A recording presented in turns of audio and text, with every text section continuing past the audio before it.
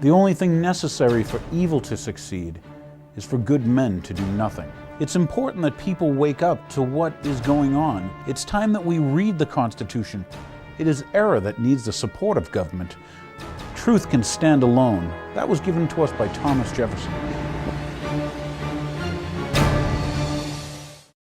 Welcome, viewers. My name is Daniel Hapney, and this is The Real Story.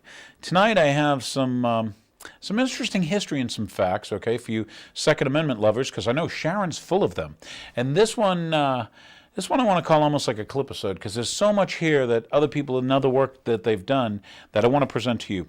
One of them's a piece called No Guns For Negroes, okay, and it's very good. It's done by the Jews for the Preservation of Firearms Ownership. And what can I do but say, here you go.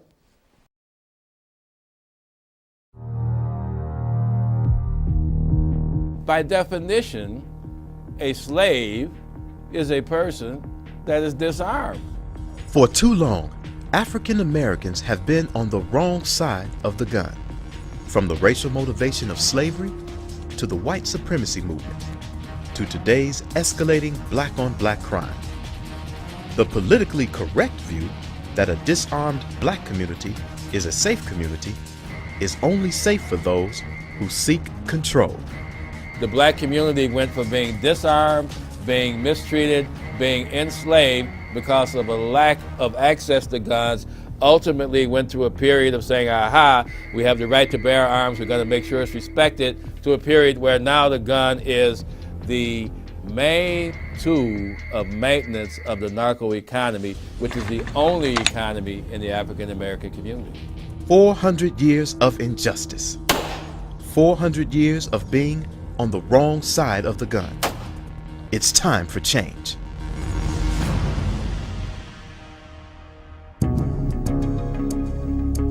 Why is the gangbanger who has the Saturday night special in his pocket given more rights than the average everyday citizen? Even though he was illegally armed, he has a right to defend himself, and you have not the ability to defend yourself.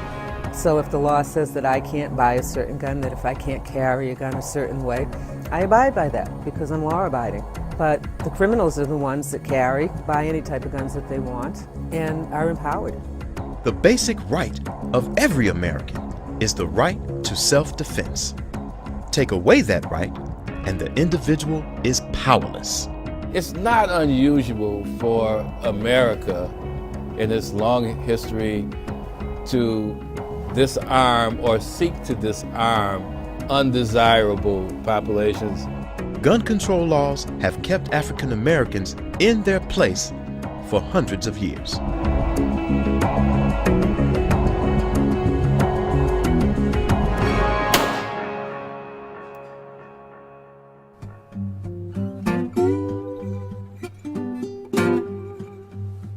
From the earliest days of slavery up until the mid-1800s, blatantly written gun control laws prohibited slaves and freed slaves from owning firearms. Be it further enacted that if any Negro shall presume to carry arms whatsoever, he shall be whipped with 21 lashes.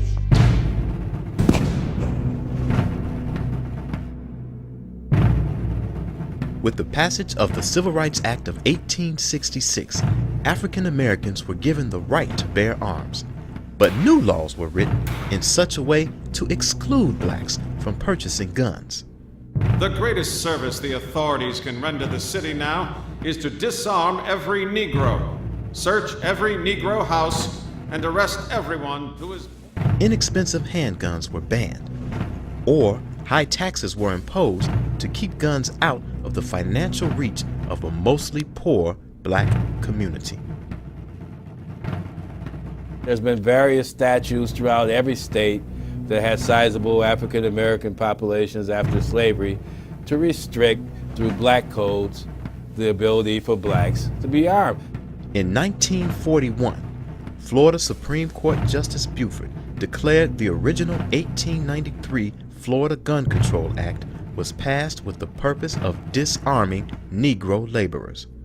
The statute was never intended to be applied to the white population.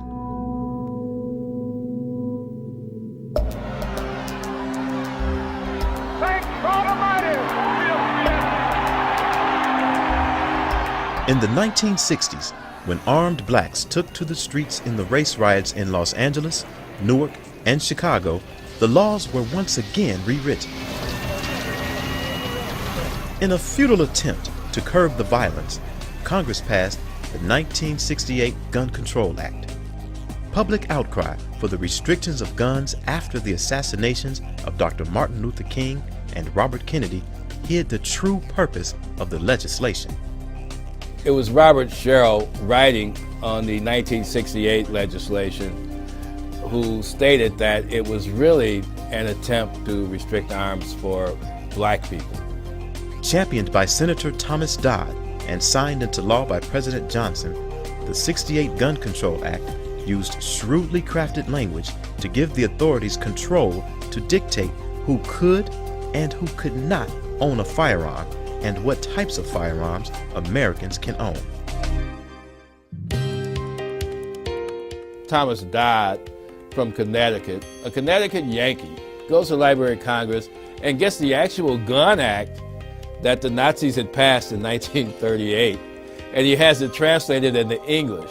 The 68 Gun Control Act was written and in some cases almost copied word for word from the same laws the Nazis used in 1938 to control undesirable populations in Hitler's Germany. Both documents categorize and restrict firearms to certain individuals. Both documents are based on racial fear. And so they take this document and they use it to draft legislation to start requiring more licensing and more constriction of the right to keep and bear arms. When I found out what the restrictions were, I was very surprised. Each town, each police chief has the discretion of whether to give a license or not. There is just not one set rule. It seems that a lot of black people, and especially young black men, are held to a higher standard. Maybe you have a drunk driving record, and that would be enough to disqualify you, where legally it's not. It's not a felony conviction.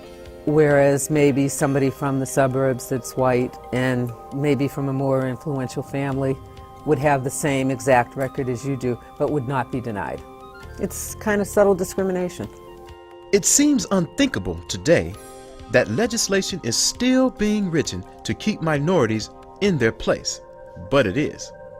Purchasing a firearm requires the applicant to fill out a federal form to verify their race.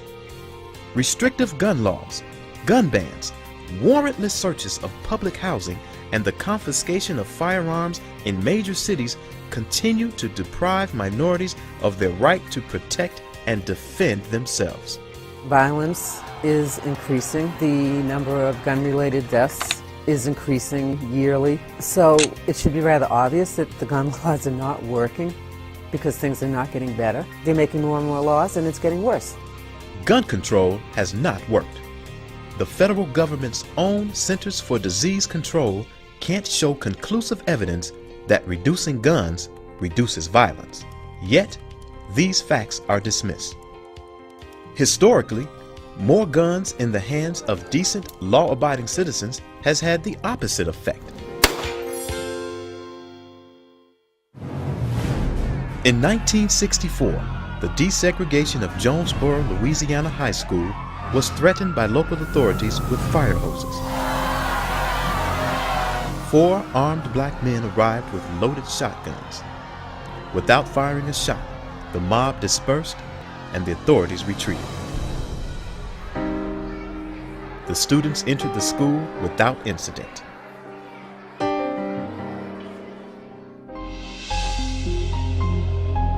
Those men were members of the Deacons for Defense, an armed citizens militia founded in Jonesboro, Louisiana.